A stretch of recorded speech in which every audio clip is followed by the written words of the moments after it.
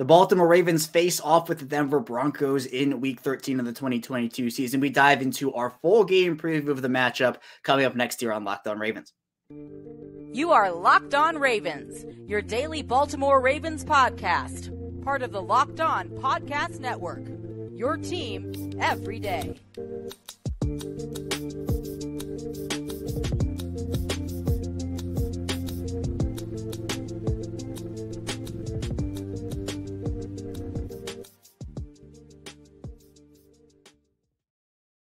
And we return here with another episode of Locked On Ravens, your daily Baltimore Ravens podcast. I am your host, Kevin Ostraker of Ravens Wire. We're here on the Locked On Podcast Network, your team every day. Thank you so much for tuning in with us, making us your first listen of the day. We're free and available on all platforms, including over on YouTube. So be sure to subscribe on YouTube, like this video. Be sure to follow along Apple Podcasts, Google Podcasts, the whole 9 yards in audio format. Today's episode of Locked On Ravens is brought to you by BetOnline. BetOnline, as we covered this season with more props, odds, and lines than ever before. BetOnline, where the game starts. And for this Ravens football team, they are 7-4 off of that Jacksonville loss in Week 12. Here to talk about Week 13 and turning the page is former Baltimore Ravens wide receiver, Super Bowl champion, Qadry Ismail. And Q, I know that Jacksonville game disappointing in multiple different ways. The offense can't get started for 3 quarters. The defense cannot close out the game.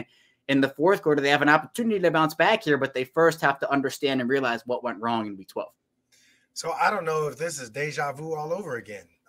It's not over till it's over. The bottom line comes down to it that you have to figure out how to play up to your level of expectations and dominance rather than playing down to the level of your competition and allowing them to hang around and then realizing that it's too little too late because the clock strikes 0. And now all of a sudden you're saying we coulda, shoulda, woulda. This is what this Ravens team has been about, the woulda, coulda, shoulda. And you got 4 games that if you just do 1 or 2 critical plays, but important plays the right way, this whole season looks completely different. You're the number 1 seed in the AFC. You're dominating the whole 9 yards, but instead here we are, 7-4, trying to figure things out.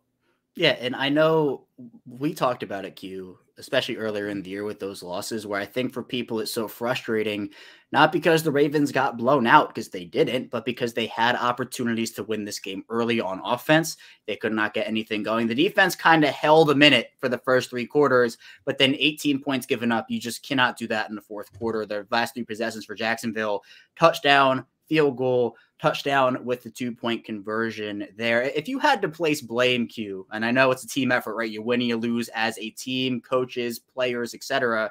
But if you had to look more on the offensive side of the ball, not getting started early, or the defensive side of the ball, blowing the game late, which one do you place more blame? I mean, blowing the game late. The bottom line, you don't win the game in the first quarter. I mean, you could certainly lose it, but you win by, in that fourth quarter, being in control, knowing that you have a lead, not, playing conservative, going out there and executing and dominating and really giving the other team no life. That's kind of the model that should be. And instead, you didn't have that model. You had a model where it was, hey, man, we're good.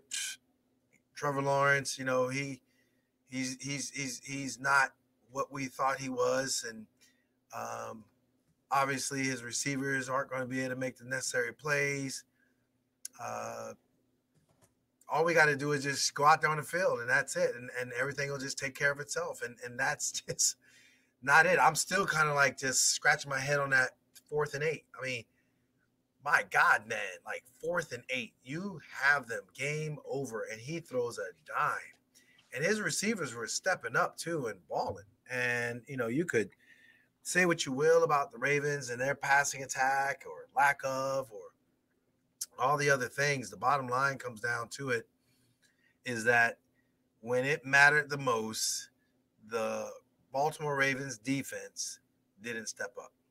Right. And I know when looking back at the offense, Q, many people, myself included, look at the red zone. And this has been a team that's been very inconsistent in the red zone throughout the entire season. Right now, they're currently ranked 24th in the NFL in touchdown conversion percentage. If you look at the last 3 weeks, that number drops to 29th with under 40% conversion rate. You can't have that and expect to win, especially when, look, no shade to Carolina, no shade to Jacksonville, but those are not the Buffaloes or the Kansas Cities or the Miamis of the AFC. Now you have this game, Q. The Ravens go 2 of 5 in the red zone. They leave 12 points on the board in a 1-point loss. They've relied heavily on Justin Tucker, who, if you want to rely on a kicker, he's the guy, but you want to score touchdowns. You don't want to rely on him to kick those field goals to the Jacksonville 10-yard line, the Jacksonville 12-yard line. How do you take what happened in this game and throughout the course of the regular season so far, and how do you fix this red zone offense to be more consistent? So, that's something that, I look at, and I'm looking at, all the stats and things that you're presenting. And I look like at the good teams that I've seen historically over the years, especially the Sean Payton led New Orleans Saints with Drew Brees and the way he was able to just execute the seam routes and the way in which they would do combos, and Drew Brees would get rid of the ball and find those little holes in the defense. There's a ton of preparation and planning that goes along with red zone production. And it's to the point where you get so confident in the way in which you can play. I mean, we were talking last year where it's what was it, the Pittsburgh game? And we're like, my God, we dissected the last few seconds of the game and, what coulda, shoulda, woulda been, and if they would have, like Mark Andrews has to make that play, and again, it's all coming back again this year. Like it just seems like when they get close after 2019, it just kind of all kept going in the other direction, downhill, and I think we're at rock bottom right now. We just see a team that, for whatever reason, is not executing the play calling, and then for whatever reason, there's times where the play calling, you're left scratching your head. It's a little bit of both. I think that's the weird thing about all this as far as red zone production. Yeah, and they have, I think, the personnel to do it, but we have seen some of the questionable play calling, questionable execution overall from this team. So and Marcus Robinson just catch the ball. And Mark Andrews had one of those drops where Andrews, you are supposed to be all pro. All pro. And we've seen that over the past couple of weeks. It's not even just the Jacksonville game. Coming out of the bye at Carolina, we had multiple drops by multiple different receivers. Obviously, a lot has been made of Lamar Jackson's deep ball accuracy this year. He had the credit to him, the 62-yard pass to Deshaun Jackson. Pretty ball. Very, very pretty ball by Lamar Jackson. Great catch by Deshaun Jackson. But, I mean, is this a mental thing, Q, in terms of these drops of these receivers? I mean, we've seen them be better, but you just can't have that if you want to continuously sustain drives on offense.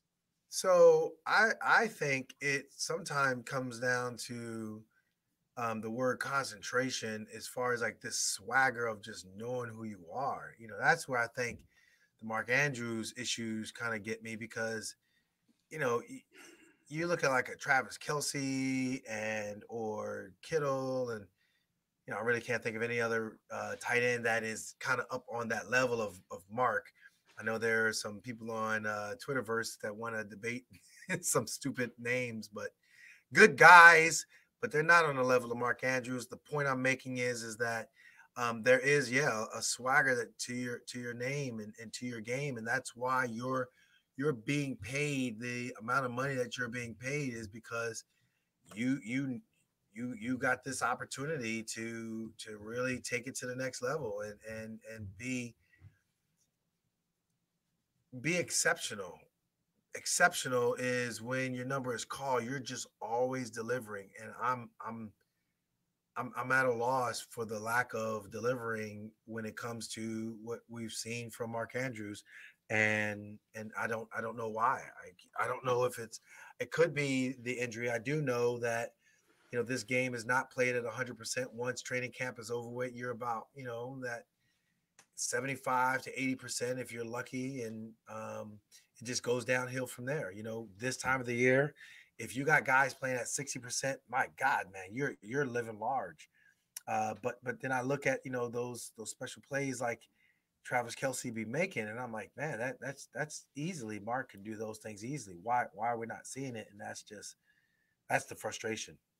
Right, and Andrews is all world at his position, 100%, one of the best, if not the best, tight ends in this league. But I do think that when you're a defense, so if we're looking at this and Q, we're an opposing defense right now, you're focusing your game plan on stopping Mark Andrews in the pass game, because while Devin Duvernay can make stuff happen, we've seen him with the ball in his hands.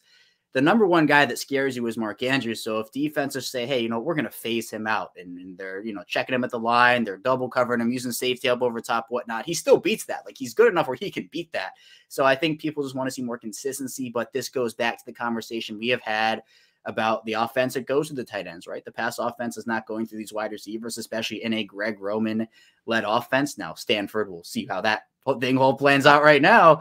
But yeah, I know this is where people look at it and say, Lamar needs a number one guy. Lamar needs Stephon Diggs, needs a DeAndre Hopkins, needs a Deebo Samuel, a DK Metcalf, etc. But will that guy be used in this offense? I still think it's worth it to get one. Obviously, I know the Odell Beckham saga is continuing. We've had that conversation before, Q. So we'll see what happens. But we have a game to talk about in Denver. We will talk about that game coming up in our second segment, starting off with the Ravens offense going up against that Denver defense. So be sure to stay tuned. Still a ton to dive into here on the show. But first, this episode is sponsored by PrizePicks, and I'm looking forward to a big fantasy week this week. Hopefully I've been on a good track, but if you want a different twist on fantasy, be sure to check out PrizePicks. And PrizePicks is super easy to use. You can have a ton of current entries as well, and how it works is you pick 2 to 5 players, and if they will go score more or less in their PrizePicks projection, you can win up to 10 times the money on any entry. There's no competing against other people. It says Uber's rejection available. PrizePicks offers rejections on any sport that you watch, including the NFL, the NBA, the MLB, NHL, PGA, college football, college basketball, and more. Entries can be made in 60 seconds or less. Is that easy? They have safe and fast withdrawals, and they're currently operational in over 30 states and Canada. Download the PrizePicks app or go to prizepicks.com to sign up and play daily fantasy sports. First-time users can receive a 100% instant deposit match up to $100 with promo code Locked On. If you deposit $100, PrizePicks will give you $100. You deposit $50, PrizePicks will give you $50. Don't forget to the promo code Locked On and sign up for an instant deposit match of up to $100. We're back here, our second segment of Locked On Ravens. Kevin Oestreicher is still here with Qadry Ismail. And Q, for this Ravens team, they're going up against a Denver defense. If we're starting off with the Baltimore offense, that actually boasts a very good pass defense. They are third in the NFL in pass defense right now. Their run defense is, I think that's the area you definitely want to exploit if you're the Ravens. They currently only have the 19th best run defense. So I think if you want to pick an area, you start off with the run game. But how do you start this offense off quickly in this game? Because they haven't started off quickly in either of the last 2 games, and I think it's impacted their ability to really do a lot. Yeah, I think passing the ball is because of what the defense is doing and recognizing, look, if we let this offense kind of get kickstarted via the run and they run it down our throats, we're going to be in for a long day. So I see what defenses are doing, whether it be a spy on Lamar, or whether what they've been doing is, John Harbaugh alluded to it. They've been playing a lot of games with the linebacker and the end, and just like, hey, we're just going to go. We're going to rush upfield, and then we're going to have the linebacker kind of play on that outside flow at the end of the line, or we'll have it vice versa, where the linebacker is now rushing upfield and the end kind of occupies the tackle and then kind of fluffs off. All those little details, what they've done, they meaning the Ravens have done to counteract that. It's like, all right, screw it. We just go ahead and pass the ball. And they've been successful, but we just talked about in the first segment as far as the inconsistencies of the drops and things. And I think it spills over into your rhythm. So the play calling, as far as the first quarter is concerned, I'm not tripping too much. I just think that the lack of execution stalls out drives. And that's something where, we got spoiled with everything, the way in which we've seen the phenomenal runs of Lamar Jackson and then the running game and all of it. I think that's what we're just not seeing in what should be a really potent offense to start off games. And going off of that, I have a question, and it's more related to the offense-defense trade-off. Is there anything in your mind, Q, that maybe says these slow starts are contributing to maybe the defense tiring out later in games? Is that anything that crosses your mind, or is that more just a moot point? You're saying you're wondering whether or not the slow starts help the opposing team's defense? Whether it hurts Baltimore. So if the Ravens offense goes 3 and out, 3 and out, 3 and out, and the defense is on the field. No. Like any defensive guy is going to tell you it doesn't matter what our offense does. We got to go out there and do our job. Because think about it. If you go 3 and out, but if your defense holds and goes 3 and out, it's a wash. So it's all about what you do. You got to do your job and put yourself in position. Get a pick. Strip the ball. Cause a fumble. All those things that lends itself to a short field for an offense and puts points up on the board, which then puts pressure back on the offense that you're facing, which means that the offensive coordinator is probably going to try to pass the ball more or do something that literally should play right back into your hands. It's just the way it is. So I do not think it is any indication that the offense isn't playing well and the defense is being affected by that. If you are a good defense, you get other teams off the field and you don't worry about your offense. Not in that regards anyway. It's a fair point. And we'll talk about the defense more in the final 7, but I do want to go back to offense and just Q, what do you want to see out of Lamar Jackson in this game? I know we are far past the first 3 weeks of the season where he was at the top of the MVP conversation. The box score stats were popping, but it goes far beyond the box score. Even when Lamar Jackson is not having those 300-yard passing games and 5 touchdown games, he still is impacting the game. But what do you want to see from him, especially early on? Well, I kind of want to see a flare. I think guys feed off of that flare. Devontae Freeman is not coming through that door, and hallelujah. But I think what we saw last year that was so frustrating to me is that you didn't really see anything outside of a 7-yard gain, and you were happy about it. Now this year, there's been some Gus Edwards awesomeness. There's been some J.K. awesomeness, and to a certain degree, Justice Hill as well. I'm not saying that the running game hasn't been spectacular, but I don't know. I mean, I guess the Miami game is the last game I really saw Lamar Jackson like explode out and like, oh wow, man, that just was unreal. Maybe the Tampa game coming out of the half. But I think they get just infused with this swagger when Lamar does what Lamar does. And so don't give me the whole, oh, well, Lamar's asked to do everything. No, just allow your offense to groove and flow, and then you hit it and go. That's what I think, and that's what I'm seeing as far as getting things started. The bottom line is capture the momentum now. This is a Denver defense that's extremely good. Capture the momentum now, even if it is a big play of his arm strength and talent. Drop a dime. Like if he dropped that dime against Jacksonville to Marcus Robinson, D-Rob would have been like, yo, what's up? And if they would have scored or if they had been in the red zone, that would have set the tone in my mind for the rest of the game. Yeah, and having that start early, and I know we talked about it a ton when the Ravens had the slow start issue early in the season, but even going back to I know we're not in 2019 or even 2020 anymore, but the Ravens would get out to these 14-3 really early leads, and it would put the opposing offense in a hole, and it would make the Ravens offense be able to capitalize off of that. And that's where we would see the Tyler Huntley times where he's coming in the fourth quarter because the Ravens are up by so much, or the Jackson fives. A fast start is really, really important. But Q, some other stats I'll throw out to you here about this Denver defense. They're very good in terms of average time in drive stats. So by that, I mean they only give up 26.6 yards per drive. That's first in the NFL. Only 1.49 points per drive. That is second. And the average time per drive, they're eighth in the NFL in terms of that with 2 minutes and 43 seconds. So how important is it for the Ravens to sustain some of these 7-minute, 8-minute, 9-minute drives and gas out that Denver defense? Problem is with the Denver defense, them dudes are no joke on third down. I mean, they get off the field.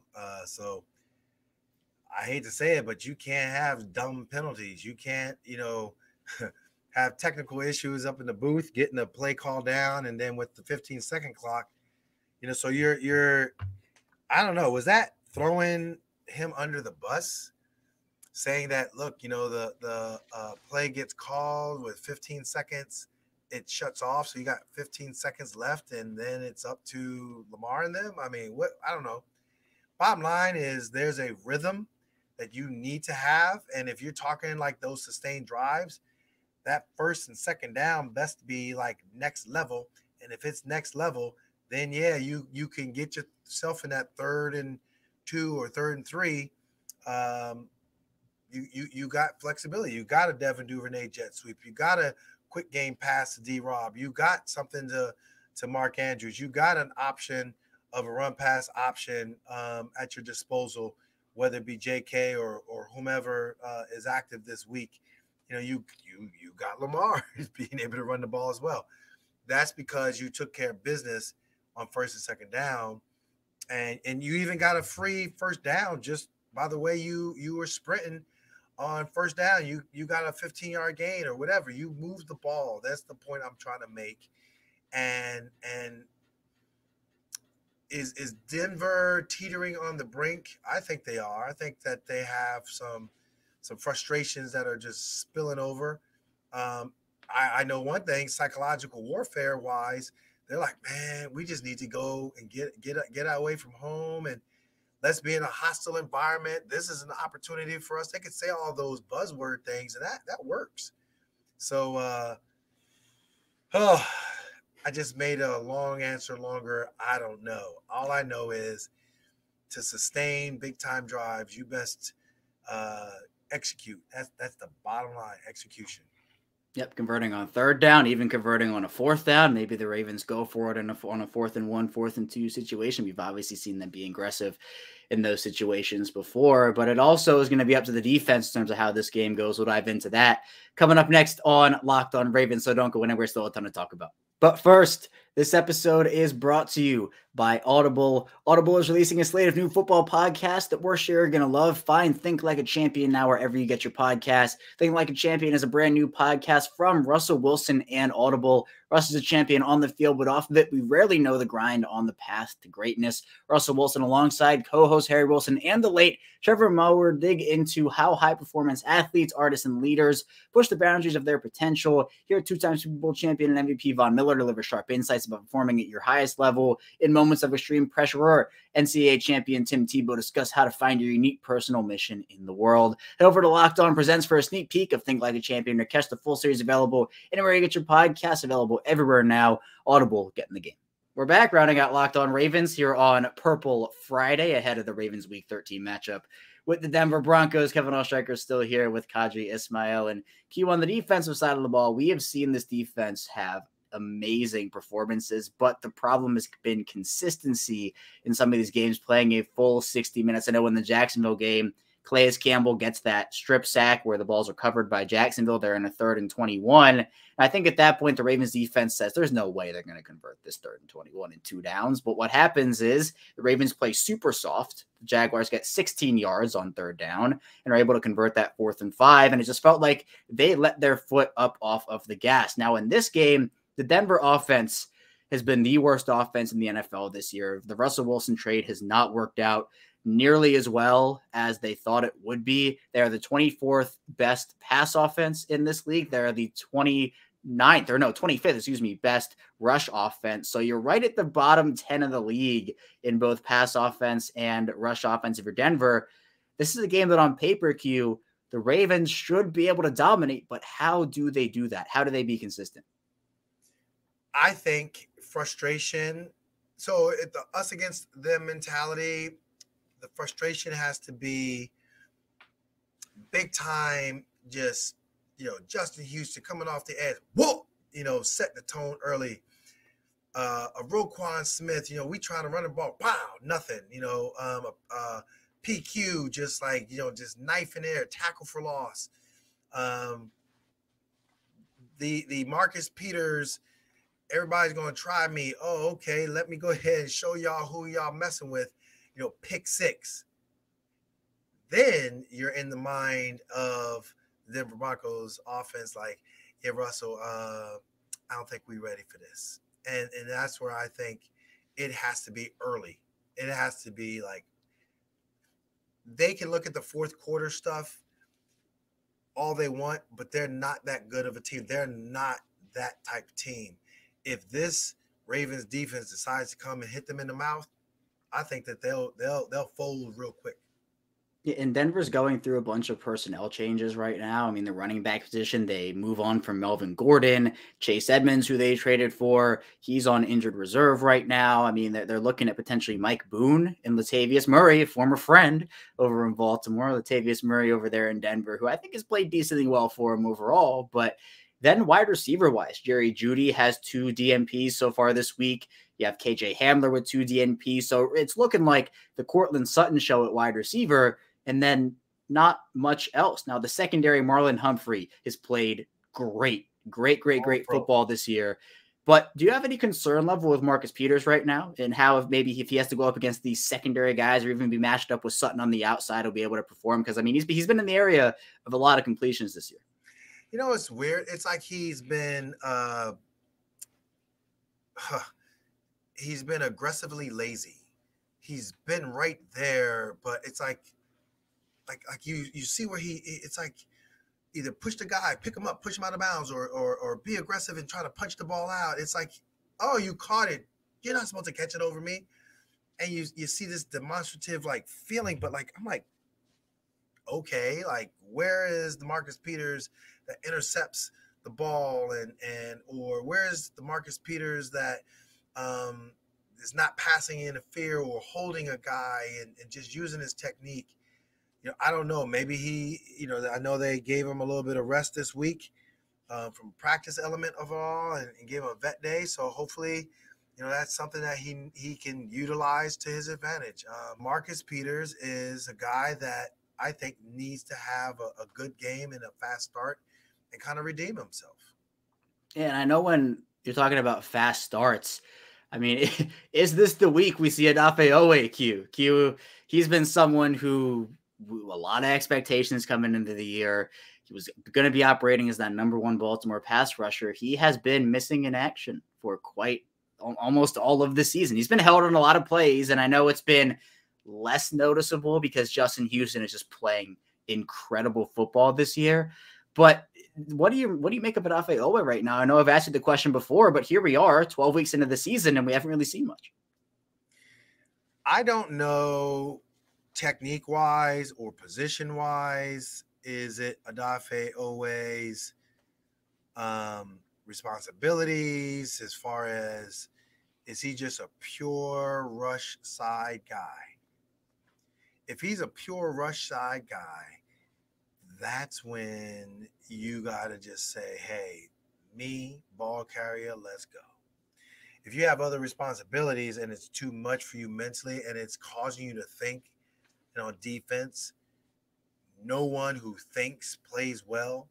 It's a reaction. It's like, I just have a knowingness. I know in this formation, they're coming out with these things. Let's go. I don't know if he is in a position where he's feeling like he can just thrive and go and not get caught up in all the smoke and drama of everything. So that's what concerns me when I look at Odafe Oweh and his play. I'm like, all right, bud. Are you really like you good? What is it? I know there's been talk about it, David Ajabo, and obviously Tyus Bowser. The dude be coming in there and playing. Like, dude came in and playing. So you supposed to be more talented than Tyus. Okay, what are we doing? That kind of strikes me a little bit, and I'm honestly concerned with Ajabo. I'm honestly concerned with Bowser, and I'm honestly wondering whether or not they're going to take away that Odafe Oweh playing time because of the fact that, hey man, your meter is just kind of hovering. You've not made those impact plays that we've been expecting. Right, and I don't think this is we're giving up on Odafe Owe type deal, but if he is not contributing, I think you have to find people who are/will.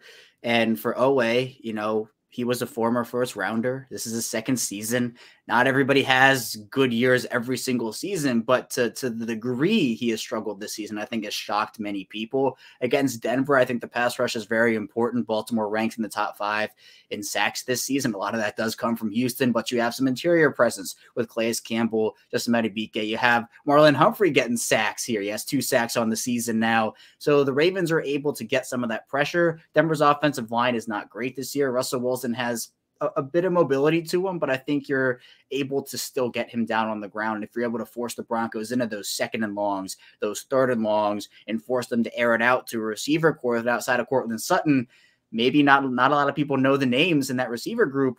I think that's going to be key for him, definitely. But Q, let's get to predictions now. Baltimore, again, they suffered a tough loss. I think this is a perfect bounce back game situation for them. But as we talked a bit about before the show started, they can't view it that way. They have to view it as this is a team that's going to be tough, that's going to play them tough. So do you think Baltimore comes out and gets back on track in this one?